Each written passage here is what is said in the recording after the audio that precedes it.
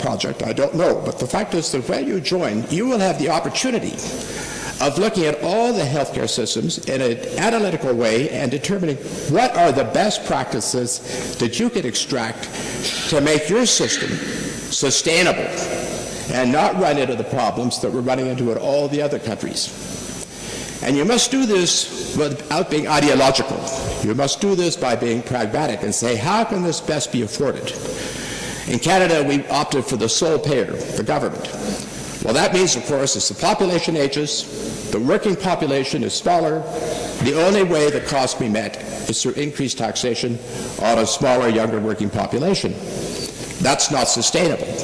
So you have to look at other methods, other techniques, mixture of private, insurance, public, always recognizing the public responsibility, but also saying, we don't have religion here.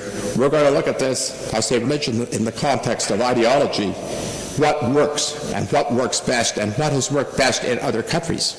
Some country systems work a great deal better than others. France, for example, where I lived for 10 years, because that's where the OECD is situated, it's regarded by the UN and others as having the best healthcare system in the world, but its costs are escalating out of control. So it has to be controlled as well, because we're already deficits, and deficits have to be brought down in all our countries, which is another reason why health is on the economic program of every country. I finally got my project on, by the way, by bringing Gro Harlem Brundtland, who was then head of WHO, to the OECD, and she told the ambassadors, look, the OECD is the only place in the world where you can do the economic analysis that's so significant in terms of developing, designing, and implementing healthcare projects, healthcare reform, if you like.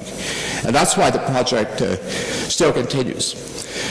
So I leave you with those thoughts. As you look forward to developing the system which you described, Mr. Chair, this morning, and evolving it, it's going to be more costly. You're going to have to look at different ways as to how these costs will be met, and look at the experience of all the other countries. Once you're in the OECD, you're going to hear a lot about best practices, because we all meet and say, all right, what are the best practices? But my experience tells me that it's also important to look at the worst practices. Each of us here, as individuals, have probably learned more from our mistakes than from our successes. And the same is true when you look at healthcare systems. You want to see why some of these systems have failed. What are the real challenges in the United States? How can you avoid those problems? How can you get political support for the kind of reforms that are necessary to move forward with a robust and sustainable healthcare system, which you don't have to revisit in 10 or 15 years? So those are my thoughts that I'd like to leave with you today. I do hope that you'll be in the OECD very soon. I know the Prime Minister and the President and the other ministers are trying to make that happen, and I'm sure that it will. And congratulations on all the progress you've made to date. Thank you, Mr. Chair.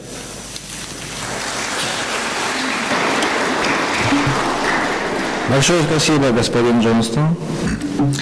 Я, наверное, выражу общее мнение, что сегодня мы получаем истинное удовольствие, слушая наших докладчиков на самые актуальные темы экономики, здравоохранения. И сейчас я с огромным удовольствием хотел бы представить слово председателю фонда Гапмайндер, доктору медицины Каролинского медицинского института Рослингу на тему программы «Подходы к снижению бремени неинфекционных заболеваний».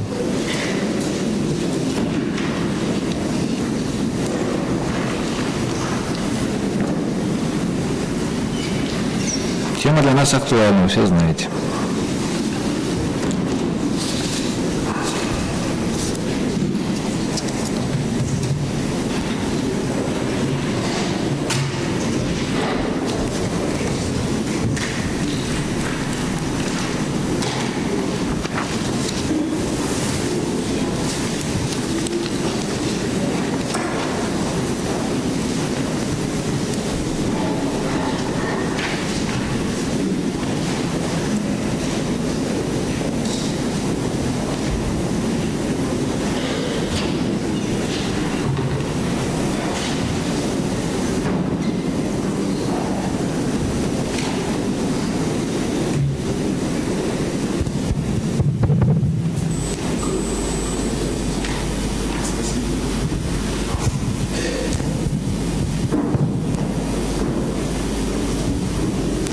Thank you very much for the invitation. It's indeed a pleasure to be here in one of the fastest progressing countries in the world. And it's my task to give an overview. I'm teaching global health at our university, and we have found that many have an old-fashioned view about the world. So we have tried to put statistics alive. And I will make a very, very big review of the situation in the world by starting already at the year 1800. On this axis here, I have the length of life in life expectancy. You have 30 years, 50 years, and 80 years. And here I have the income, the economy of the country. $400, $4,000, and $40,000. So you can see that 200 years ago, all the countries, because each bubble here is a country, all the countries of the world were poor and sick, and they were down in this corner. And the size of these bubbles here, the size of my bubbles, they show the size of the population. Already 1800, China and India had the biggest population in the world. And the color here show the continent. This is Europe and Central Asia. These ones are Americas. And the red ones is East Asia. Light blue is India. You can see that United Kingdom was the richest in the world, and United States was following in 1800. But they didn't have even 40 years of life expectancy. So what has happened in the world? I will start the world, and we will see in which way did the countries get richer, and in which way did they get healthier. Here we go. This is the world as it had changed. Can you see as the year passes by, they are indeed getting richer. There are some bad and good years. The countries with the best statistics are jumping like this. And here you can see that the United States is trying to catch up with Britain, but they first get rich without getting healthy, because we didn't have the knowledge, we didn't have the technology. And when we have passed the First World War, we will pass the Second World War, and then all the countries of the world finally get independence, and they first get healthy, and thereafter they start getting richer and richer. And this is where we have the world today. One thing which you can note is that there is very little difference between those who started to move and those who are following after. In fact, the president of Kazakhstan said in the opening session, the old division between the developed countries and the developing countries is gone. We have countries on all health levels and on all income levels. From here you have United States, you have Japan, you have Portugal, you have Poland, you have China, you have India, and you have Congo down there, and this is Afghanistan. Many here has asked, why are they at an economic forum? I'm a professor in public health.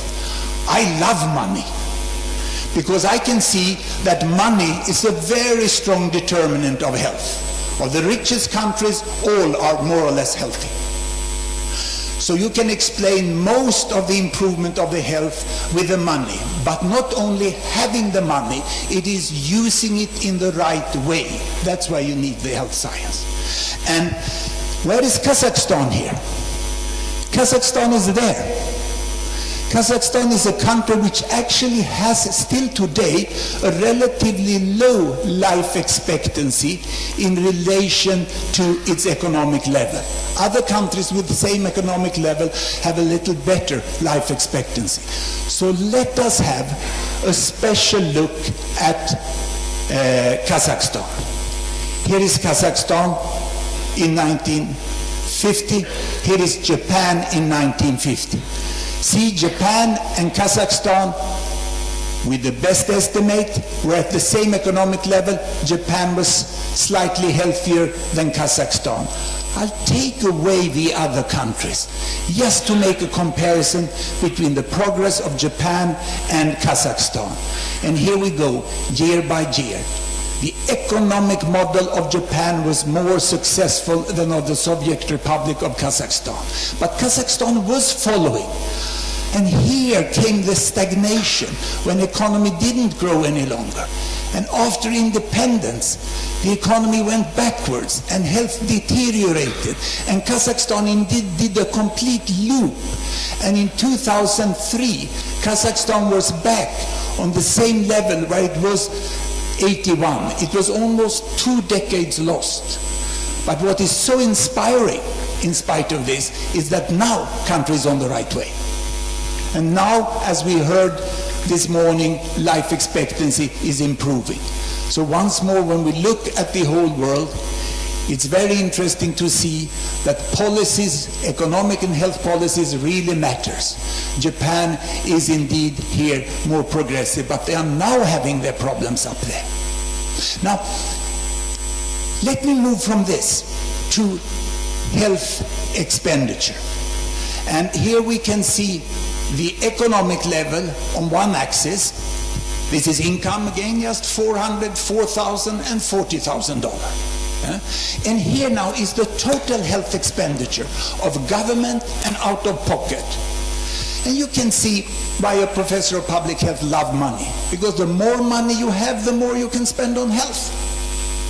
And I strongly warn countries here in the middle to compare too much of the richest countries up here, because they spend so much more money on health. But the results are different, as we heard, the experience from the health system analysis at OECD. The country up here, United States, we're 95, I shall move them forward first. When I move them forward, the countries like this, you can see that the pattern remained the same. And Kazakhstan had now the last 5 years substantially increased its health expenditure. United States today spend much more than 10% of their GDP, but they only achieve 78 years in life expectancy. Color is life expectancy. Whereas a country like France spend 10% and they achieve 81 years, and Japan, they spend less than 10% and they achieve 83 years. It's the effectiveness of the health system, and it's the public health which underlies the need for health service, which we have to look at. So looking at some specific things, what do I look like? Well, I first look at alcohol consumption. Here, income, poor countries, rich countries, and on this axis, liter of pure alcohol per person per year. And you can see that Kazakhstan is relatively high, and so is my own country, Sweden. Indeed, I come from the university hospital where the disease chronic alcoholism was described as a disease entity. It's a curse, the traditional vodka of our country, and it's the #1 public health problem. And you have to deal with it continuously, and it's very difficult to affect.